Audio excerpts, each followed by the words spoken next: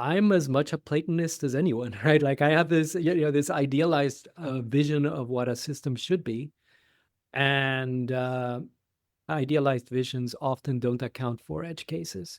And it's the edge cases, the accumulations that make systems behave in ways that comport with actual human behavior.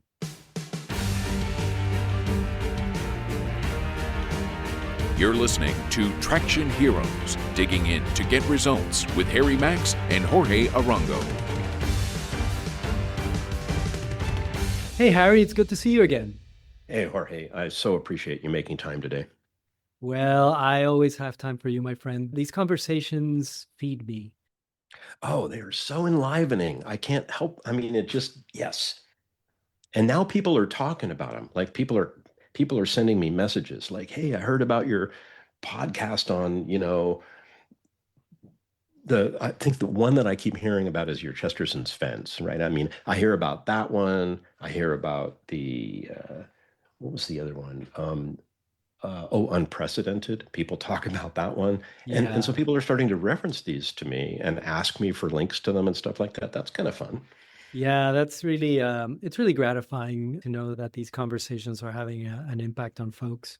Yeah, no doubt. And I think that there are some themes that are starting to emerge, which is natural given our backgrounds and interests, and both things that we have in common and things that are different about us. I'm guessing, given the fact that you wore that incredibly cool shirt, which is the one that has the squiggly line is it on the left and then turns into a straight line on the right, representing the creative process, that you might, if we're lucky, have brought something. This is the famous design squiggle. It's a little doodle that depicts the design process. I think that maybe at a high level, this the reading I brought today might be seen as part of this, but only if you unfocus your eyes. Okay. Let me get into it. Let me just start reading All right. this. Let me take my glasses off so my eyes are unfocused. All right. This might be a little long, but we've done longer passages in the past. All right. How does it come about, step by step, that some complex systems actually function? This question, to which we as students of general systematics attach the highest importance, has not yet yielded to intensive modern methods of investigation and analysis. As of this writing, only a limited and partial breakthrough can be reported, as follows. Now, this is me commenting. The next sentence is rendered in all caps, okay? So the author, this means it's important. A complex system that works is invariably found to have evolved from a simple system that worked. All caps off. The parallel proposition also appears to be true. And now we're back to all caps. A complex system designed from scratch never works and cannot be made to work. You have to start over, beginning with a working, simple system. Caps off. Diligent search for exceptions to these axioms has yielded negative results. The League of Nations? No. The United Nations? Hardly. Nevertheless, the conviction persists among some that a working, complex system will be found somewhere to have been established de novo, from scratch. Our friends, the mathematicians and engineers in particular, may insist that these formulations are too sweeping, that they set forth as natural law what is merely the result of certain technical difficulties, which they propose to overcome in the near future. Without committing ourselves too strongly to either camp, we will remark that the mechanism by which the transition from working simple system to working complex system takes place is not known. Few areas offer greater potential reward for truly first-rate research. Wow. Is it done? It's done. That's the end of the quote. Okay. A couple things. The first is I feel like I know that book. I wonder if it's one that's sitting on my shelf that is it Wolfson or Wolfberg or who's the author to that? The author, I will, and I'll say the passage that I've read here. We were talking in our previous episode about Hofstadter's law, and this is one of these things that has become like a law, right? And this passage that I read here about complex system that works, etc., is often referred to as Gall's law after the author John Gall. And the book is called Systemantics, the Systems Bible. You're right. A number of interesting themes are starting to emerge in these conversations. I mean, one of them is a concept around tightly integrated, loosely coupled systems, and this is showing up in the AI conversation increasingly around how to build systems that are likely to allow for agentic computing to work. But I was thinking about fractals, and I was thinking about cellular automata. Like, who is the guy that wrote the book? Like, it's the Mathematica guy, not Wolfram, Mathematica. Stephen Wolfram. Yeah, maybe that's who it was. At any rate, the funny thing is that the more predictable way to build systems is now increasingly being represented on two fronts. One by, I think about, like, are you familiar with Wordley mapping? Yes, Simon Wardley, right? Yeah, Simon Wardley's work, where he's using kind of this technology diffusion curve against the closeness to the user and then to infrastructure to look at how you map out building a system so that you figure out, where do you need to invest like research or really creating something from scratch versus utilizing, commodity capabilities. And so on one hand, I was thinking about the Wordley mapping, which that guy's a genius. I had the great fortune of taking a class from him on wordly mapping many, many, many years ago, I think at Code for America. And then the other piece was that this notion of building,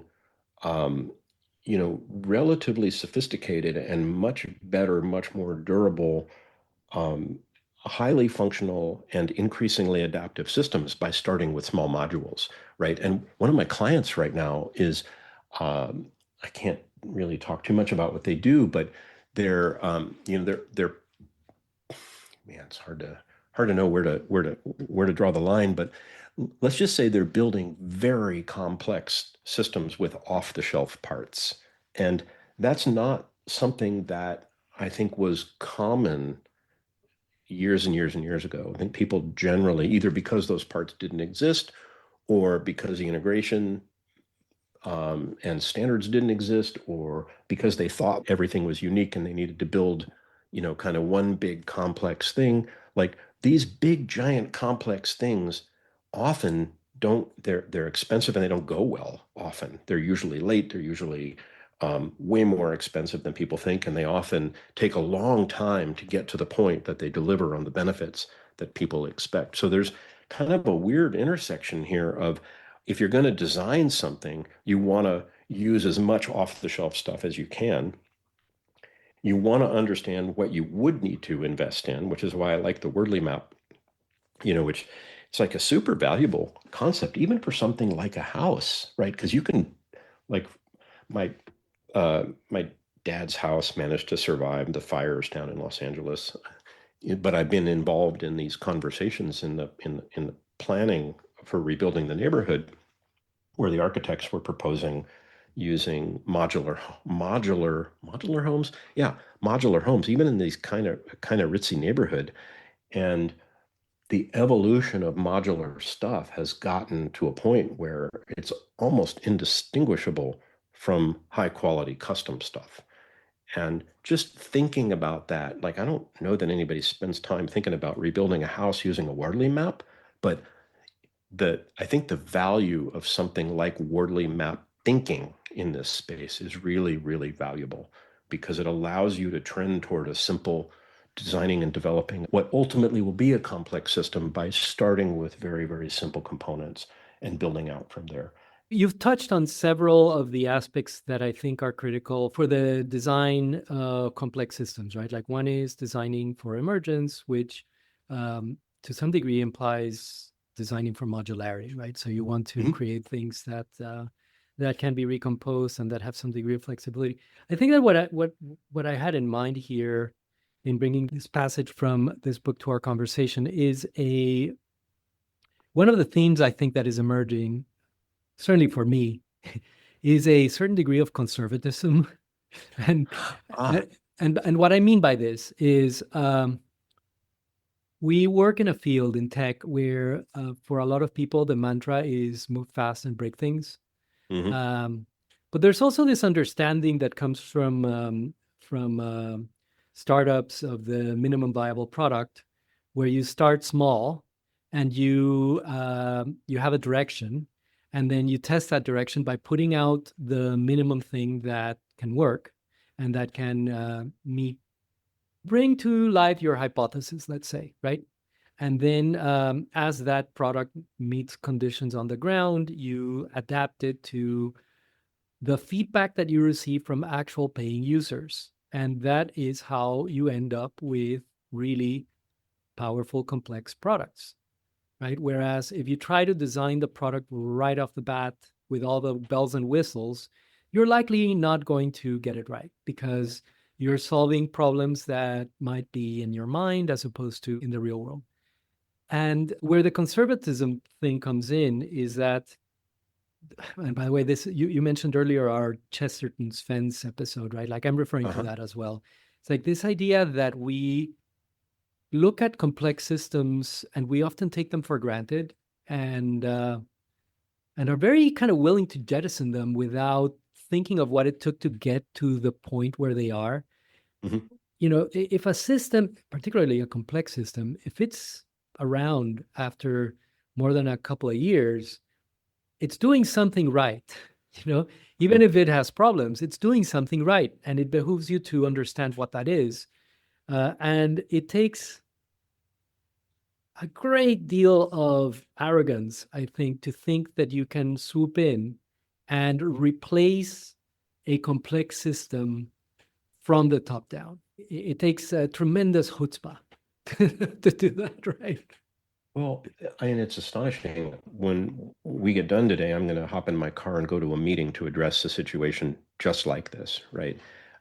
One of my clients called up and said that they wanted to drop a new learning management system, a new LMS, into their product and service offering. They want to tear their old one out. And we were kind of unsuccessful at getting them to recognize the risk of doing that over Zoom call. So I got in my car last Friday and I drove 3 hours to have lunch with the guy. And I said, look, our reputation is based on us doing right by you, right? Whether you choose to work with us or not. But I couldn't let you move down the path that you were going to go down with or without us, with any vendor, without sitting down with you with dry erase markers on a whiteboard to show you why the approach that you're currently about to take is likely to yield to an outcome that could tank your entire business because you've built this system and you've put a whole bunch of stuff around it and it's been operating for years and it's been adjusted, it's been customized, it's been tweaked. Your system is like embodied learning.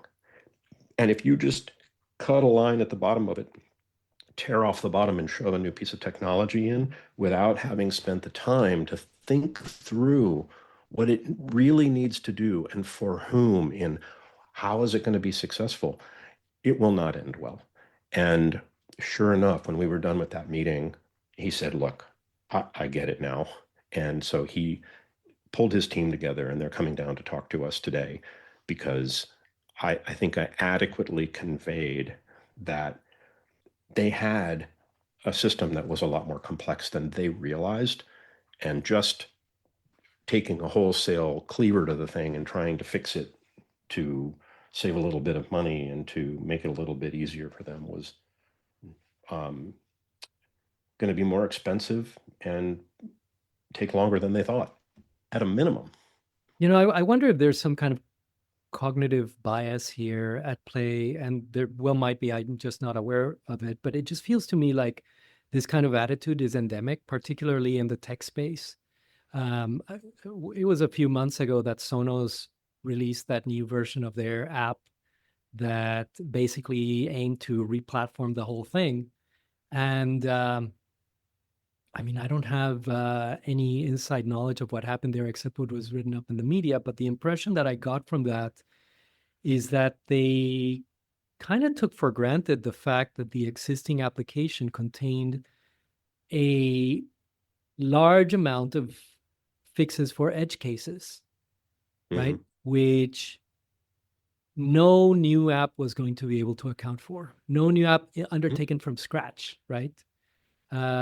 And we also heard, again, another item from the news that I have zero insight into other than what I've read in the news, is this thing about the Department of Governmental Efficiency, DOGE, right?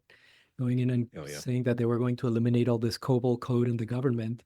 And I think that anybody who's worked with these kinds of systems, like, read something like that and we go, well, that's brave. You know? Well, yeah, more than that. I read that and I'm like, oh, they're going to try to replace the systems at the FAA, and I'm not getting on a plane. I'm going to take the train or drive because that stuff is way more complex than people realize. Yeah, absolutely. And the thing is, like, and I'll speak now for myself, like I'm as much a Platonist as anyone, right? Like I have this, this idealized vision of what a system should be, and idealized visions often don't account for edge cases. And it's the edge cases, the accommodations that make systems behave in ways that comport with actual human behavior. And the older I get, the more I realize that that cannot be designed from the top down. It can only be realized by putting systems out there, iterating on them, and incrementally improving them. And in the tech space, I think we almost fetishize innovation just because the shiny new is what gets the headlines. But to your point earlier, like, some of the best innovations happen atop existing technologies that have been reconfigured in different ways. And in fact, many of the innovations that we've seen in the last few decades could not have happened if we had to invent the whole stack from top to bottom. So it's all been kind of standing on the shoulders of giants and growing things. And in fact, there are lots of examples of organizations that tried to wipe the slate clean and didn't succeed. I'm thinking, and now this is one of these that is going to date me, but back in the 1980s, when the PC standard started getting away from IBM, they tried to release a new standard, and that didn't go well, right? Like at that point, there was an active ecosystem that had developed around what it meant to be a PC, and even the industry leader couldn't sway the way that the market was going. So I think it's incredibly hard. And I increasingly find myself skeptical of efforts to design complex systems in one go from the top down in violation of Gall's law. Yeah, I mean, so many thoughts come to mind. One of them is that many years ago, I worked at a company called DreamWorks Animation, PDI, Pacific Data Images, DreamWorks Animation, and I had the incredible great fortune of my office was right across from Richard Chung's office, and Richard was one of the three founders of PDI, which was acquired by DreamWorks. Richard was I guess he was kind of the technical pipeline wizard. I mean, incredibly kind, thoughtful, smart, wise man. So I had various conversations with him about stuff, and one of them was about innovation because there was so much innovation going on. At the studio, I mean, we made Shrek 2, we made Shark Tale not so great, Shrek 2 pretty awesome, and a bunch of other movies, and there was all sorts of innovation going on in the 3D animation movie space at Pixar and DreamWorks and others. And I got into this conversation with Richard about innovation, and he said, Harry, there's no such thing as innovation. I said, well, what do you mean? He goes, can you put innovation in a bag? And I said, no. What do you, it's just a word. And he goes, yeah, it's basically a verb that's been turned into a noun. So it's this frozen concept. He goes, what there is innovating, the gerund verb, ing, innovating. And he goes, innovating is a creative process of solving valuable problems. And he goes, now there's tons of that going on here. There's no such thing as innovation. I don't see innovation anywhere, but I see a lot of innovating. I see a lot of creative people having creative, smart, technical thoughts with problems they're trying to solve, and then they're solving them in a valuable way. That's where you see the results of innovating. And I love that philosophy. So I've become very sensitive to the idea of using nominalizations, which are verbs that have been turned into nouns, like innovation. I get cringe. I like my hair stands up. I don't have very much of it, but it does stand up.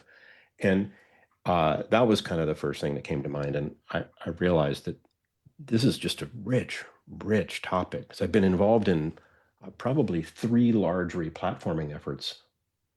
They all went well, like really well. They were relatively on time. They're relatively on budget. They delivered what we said we were going to deliver.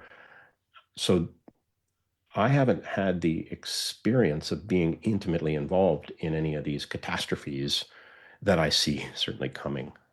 When I hear replatforming, I hear, let's take what is working over here and change the infrastructure, maybe the code base, what have you. I think that's different than what Gall is saying, right? I think Gall is talking about designing a net new system. It's as though you were going to not replatform the thing, but like re-implement it in a new way with new features, new functionality, all done from scratch. Fair enough. I think I was being messy about my language. I think in replatforming, there have, I, I, partly, like one of the things I was involved in was pulling the infrastructure out and replacing the infrastructure so that the top end remained relatively the same. But the thing is the top end can't remain the same because the platforms, there are all sorts of accommodations in the user experience or the UI layer that work around challenges in the underlying platform. And then there are all sorts of accommodations in the platform to deal with things that it was never intended or designed to do. And you have these complex interactions here. So fair enough. But I think I was speaking to the spirit of large platform changes. Yeah, I have no qualms with that. It's the let's design a large platform net new from scratch, right?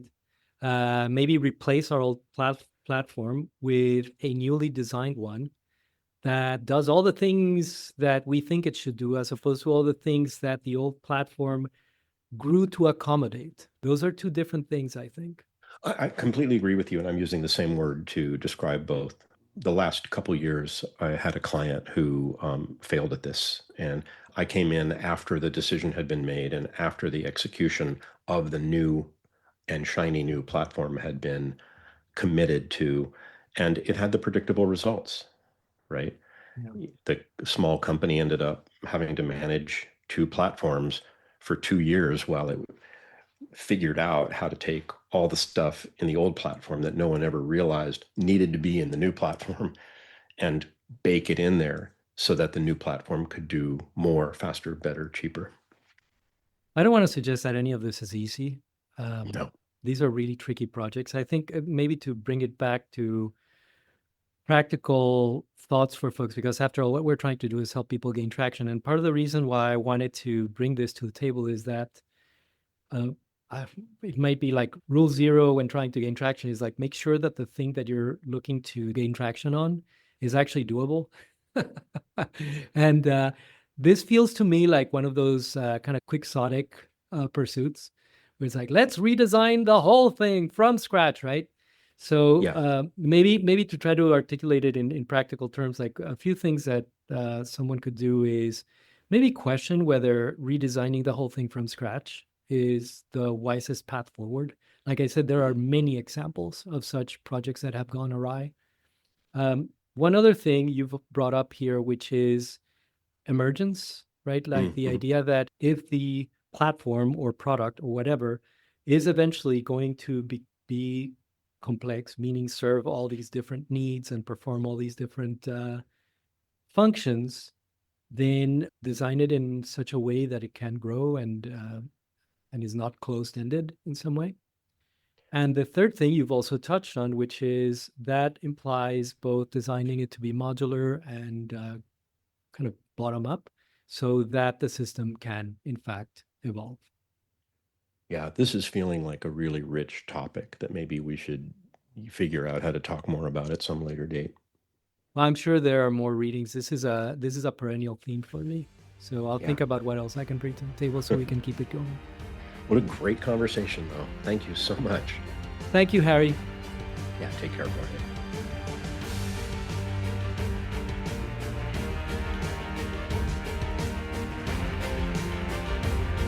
Thank you for listening to Traction Heroes with Harry Max and Jorge Arango.